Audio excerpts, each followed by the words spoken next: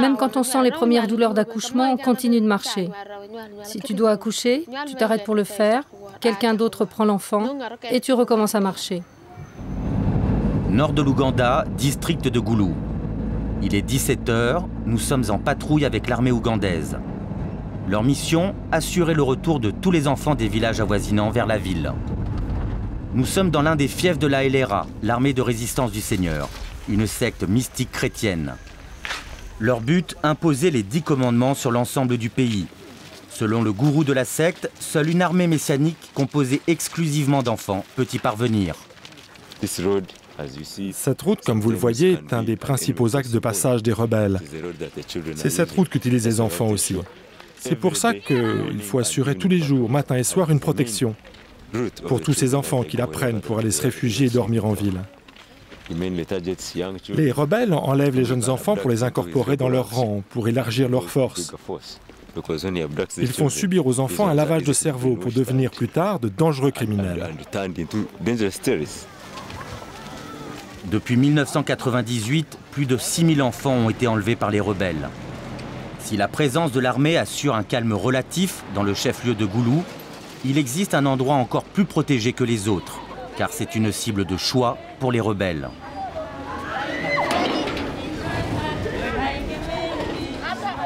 C'est ici que les anciens croisés de la LRA ont été regroupés.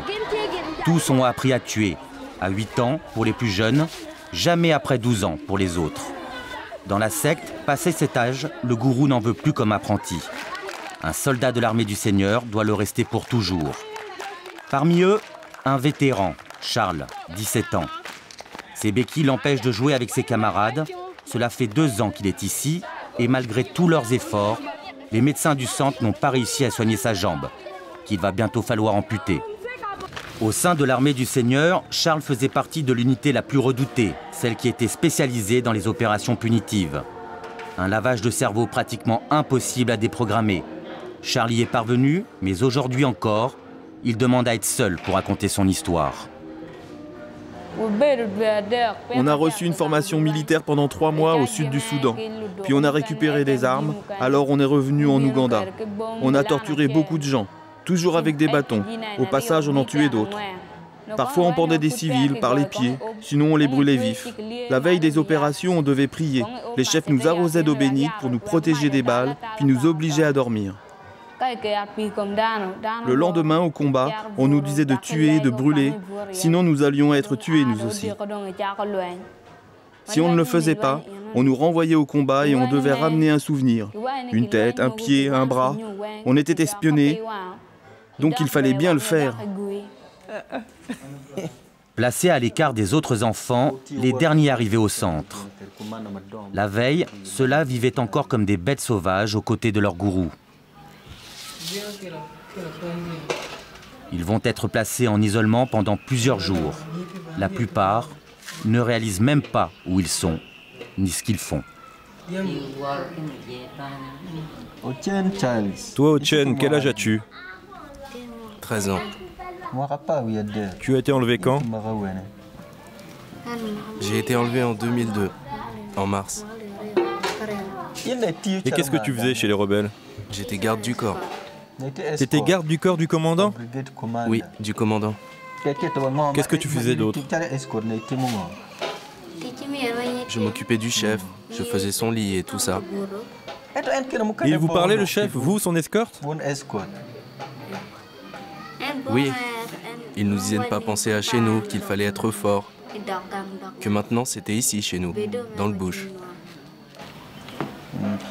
Tu étais dans quel groupe?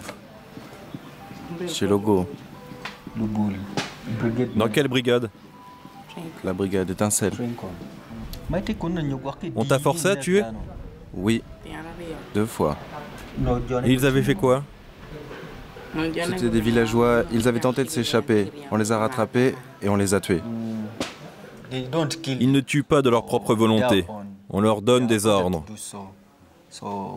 Alors quand on nous les amène, on sait que ce qu'ils font dans la brousse, ça reste dans la brousse. Ils n'en sont pas responsables. En fait, c'est en arrivant ici que les premiers signes de traumatisme se manifestent. Alors c'est à nous de leur redonner la confiance pour qu'ils se sentent mieux. Redevenir un enfant avec ses rêves, ses rires, ses doutes, un vaste projet pour les thérapeutes du centre. Ici, on emploie la méthode douce, beaucoup de tendresse, quelques livres pour retrouver la concentration et surtout un grand travail d'écoute. Certains d'entre eux ont des traumatismes graves parce qu'ils ont été passés à tabac. Ils ont vu leurs parents se faire tuer ou torturer. Certains d'entre eux ont dû tuer leurs camarades. Ils font toujours des cauchemars la nuit. Ils pleurent, ils ont des visions. Ils revoient les gens qu'ils ont tués. Parfois, ils hurlent dans la nuit. Ils disent que l'armée du Seigneur arrive. Ils se mettent à courir et ils font un boucan pas possible. C'est par le dessin que les enfants arrivent le mieux à exorciser les horreurs vécues. Geoffrey dessine des villageois abattus sommairement. Alfred explique comment il a vu son meilleur ami battu à mort. Hélène, elle, nous montre le sort qui est réservé aux jeunes filles. Ces dernières, après avoir été capturées, sont violées par les rebelles et destinées aux tâches ménagères. Retenues dans des bases arrières, elles assurent malgré elles la descendance de l'armée du Seigneur. Alice a 18 ans. Elle est restée 5 ans emprisonnée dans la brousse.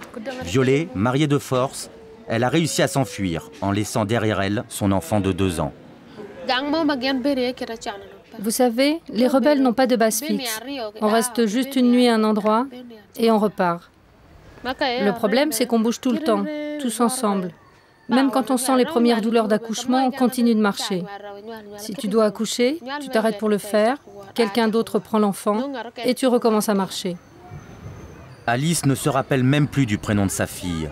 Comme elle, toutes les filles du centre ont accouché dans la brousse, mais elles sont à peine une dizaine à avoir gardé leur bébé avec elles. Il y en a qui sont vraiment malpropres, même quand on leur donne du savon. C'est incroyable.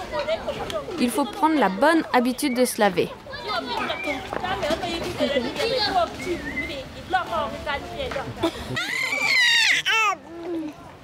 Moi, je ne serai jamais plus une bonne maîtresse de maison. Je suis restée trop longtemps dans la brousse. J'en ai trop vu, trop entendu. Je ne veux plus rien. Je veux juste qu'on me laisse en paix.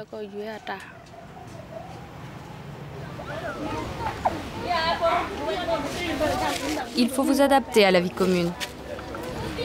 Ici, dans le camp, il faut savoir écouter. Si vous n'écoutez pas, ça ne marchera pas.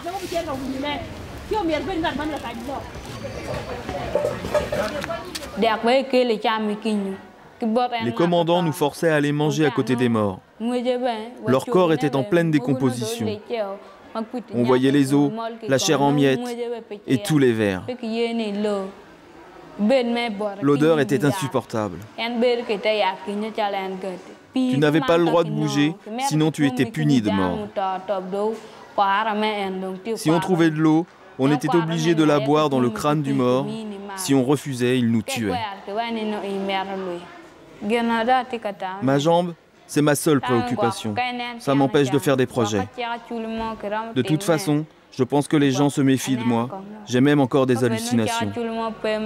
Je voudrais bien reprendre les études, mais c'est encore confus dans ma tête. Retourner chez moi, retourner à l'école, je ne sais pas. Faire carrière dans l'armée, me battre, tout ça c'est du passé. C'est inutile. De toute façon, ma vie est foutue. Pour pouvoir manipuler à sa guise les enfants, l'armée du Seigneur fait en sorte qu'ils oublient tout sur leur passé. Certains ne se rappellent même plus où ils sont nés, où leurs parents habitent. Charles, lui, se rappelle, mais ses parents sont morts.